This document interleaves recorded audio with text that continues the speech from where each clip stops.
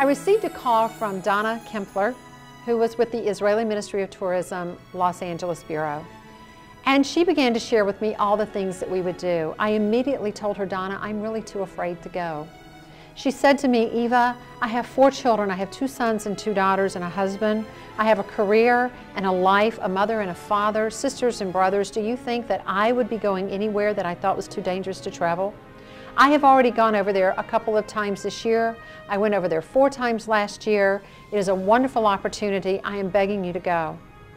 But again, I said no. Then, with the urging of my husband, I put a fleece out to the Lord. And I said, if you want me to go, then you will have Donna call me back. And she did. And so in June of 2002, myself and 5 other Christian journalists went to Israel for a 10-day press tour. As soon as we stepped off the plane, we were met by a woman named Miriam Feinberg-Vamos, who is not only a tour guide in Israel, she has her master's degree in archaeology and heritage. She is a best-selling author, not only in Israel, but across the world. And she was just a delight to know. As a Jewish woman, she was able to tell us some of the Jewish history, some of the Jewish traditions, to explain to us how our cultures are actually more similar than they are dissimilar. And Miriam and I just began to form a bond and a friendship with each other. On one particular day, we went to a place called Tel Hatzor. Now, you may remember Hatzor from the Bible. It's spelled H-A-Z-O-R, and it was the only northern city in the country that Joshua burned to the ground. But then when he came up through the country with his fighting army, the kings had gathered together and decided that they would fight him collectively. Well, unfortunately, it didn't work out so well for them. And when Joshua had conquered all of the kings, the Bible tells us in Joshua 11, he turned around and went back to Hatzor and burned it to the ground. Eventually, it was rebuilt. Now, in those days, they didn't bring in bulldozers and scrape away the land. They just built on top of the old ruins. But that Hatzor fell as well to Deborah and Barak.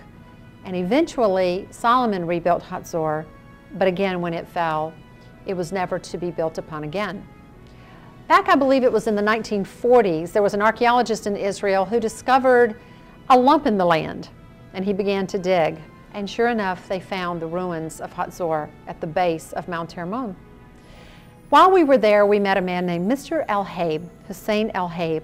Mr. El-Haib is the parks director and has been the parks director for over 30 years at Tel Hatzor. He knows every rock, every bone, every stone, every artifact that has been found on those grounds. He is a Muslim man who is passionate about really a Jewish site. And so he took us around and he showed us all of these things and all of these places, but Mr. El-Haib was not very good at speaking English. So mostly he spoke to us in Hebrew and Miriam interpreted for him. Suddenly, his eyes began to dance and he said, I would like to show you something, but you must go down. Are you okay with going down? And there were 3 of us who said, yes, we could climb down into the ruins. Remember I told you how the land had literally grown and the culture had built on one civilization on top of the other. We would have to climb down into the very first civilization, the very first Hatzor, the one Joshua had burned to the ground. 3 of us climbed down the ruins, not thinking about the fact that we would eventually have to climb back up those ruins.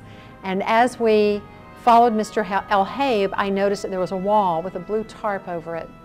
As he approached, he became more and more excited, and he continued to speak in his native Hebrew and say that this was something they had just discovered, and they were so excited. And he flipped back that tarp, and I immediately noticed that there was something dark weaving itself through the stone. Mr. El-Haib then told us, we have found soot that we believe could have been the soot from Joshua's fire. Then he said to us, pick up a stone, lean over, touch the wall, take the soot off of your fingers and put it on the stone and take it back to your country with you. One at a time, each of us approached a boulder where we put our hands on the boulder and then leaned over to touch the wall. I was going to go last. Donna Kempler, who was from the Israeli Ministry of Tourism, was standing next to me, and she said, "Eva, can I take your photograph for publicity?" And I said, "Sure." And I put my hand on the boulder. Donna got in her position to take the photograph. Mr. El Haib is standing to the right of me with the tarp being held back. I leaned over to touch, and just as I did, he whispered in my ear in perfect English, "You are touching the Bible." And in that moment, I fell. I have absolutely no idea why.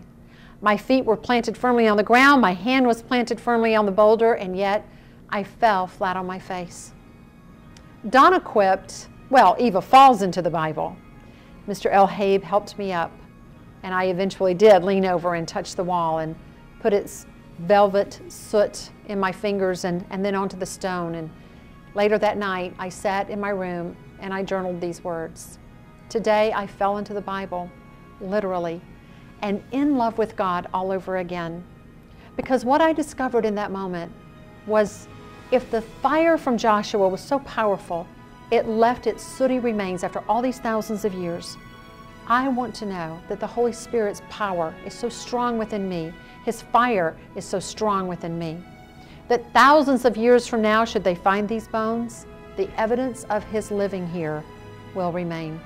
I went to Israel, and for 12 days, Miriam and I walked the land. We climbed the hills. We scaled the mountains. We dipped our feet into the water of the Galilee, of the Jordan, and of the Dead Sea. We went where kings have lived and kings have fallen. We went to the places where a very special king was laid to rest and then miraculously came back to life again. The interesting thing about the timing of all of this is that this year, 2008, the year of publication for Reflections of God's Holy Land, a personal journey through Israel, is the 60th anniversary of Israel's independence.